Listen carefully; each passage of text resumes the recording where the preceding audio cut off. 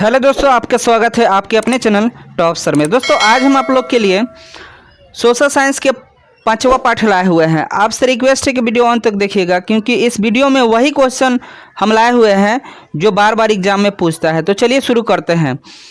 पहला क्वेश्चन जो है, अजैव संसाधन किसे कहते हैं? तो देखिए, वे सभी संसाधन जिनका निर्माण निर्जीव पदार्थों से हुआ है अजैव संसाधन कहलाता है। जैसे में चट्टान हो गया, ठीक है। चलिए अगला जो क्वेश्चन है, बिहार में छात्र आंदोलन के प्रमुख कारण क्या थे? तो देखिए, मार्च 1974 में बेरोजगारी एवं खाद्यान्नों की कीमत में हुई वृद्धि के कारण बिहार के छात्रों ने सरकार के खिलाफ विरोध किया। इस छात्र जिसको ना हम लोग छात्र आंदोलन के नाम से जानते हैं, ठीक। चलिए अगला जो क्वेश्चन है, गैरीबोल्डी के कार्य की चर्चा करें। तो देखिए, इटली के एकीकरण में गैरीबोल्डी का महत्वपूर्ण योगदान था। यह पेशे से एक नाविक था। उन्होंने युवकों की एक सशक्त सेना लाल कुर्ती बनाया था। इन सैनिकों को लेकर उन्होंने सिसिली तथा नेपल्स को जीतकर वहां गणराज्य की स्थापना किया। बाद में उन्होंने अपनी सारी संपत्ति राष्ट्र को दान करके साधारण किसान की भांति जीवन जीने लगे, ठीक। अगला जो क्वेश्चन है, समयवाद एवं नई आर्थिक एवं सामाजिक व्यवस्था थी कैसी? ठीक है। तो देखिए, रूस में समयवाद एक नई आर्थिक एवं सामाजिक व्यवस्था थी, क्योंकि देश में सामाजिक असमानताओं को समाप्त कर दिया गया और जमींदार एवं पूंजीपति वर्ग का बोलबाला समाप्त कर दिया गया, ठीक। चलिए अगला जो क्वेश्चन है,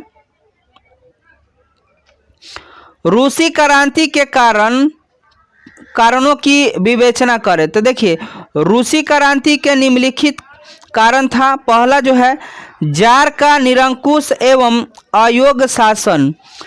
इसमें बताया जा रहा है कि जार का शासन अफसरशाही था, जो जनताओं के समस्याओं का समाधान नहीं कर पा रहा था।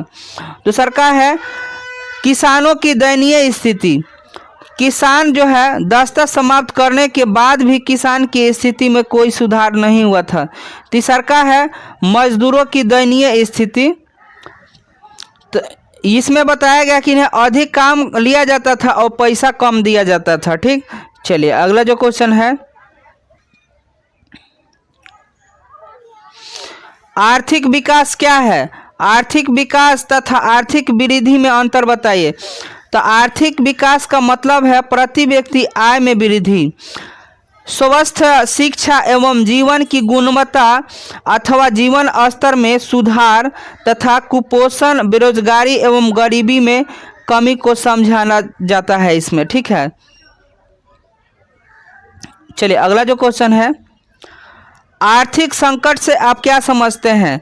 तो आर्थिक संकट तब उत्पन्न होती है जब अर्थतंत्र में आने वाली वैसी स्थिति जब उसके तीनों स्तर कृषि, उद्योग और व्यापार का विकास जो है ठप पड़ जाता है।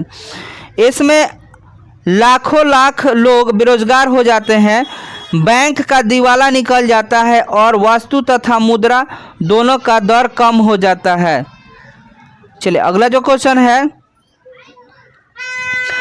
वन्य जीवन के ह्रास के 4 प्रमुख कारकों का उल्लेख कीजिए। तो देखिए, वन्य जीवों के ह्रास के 4 प्रमुख कारक हैं।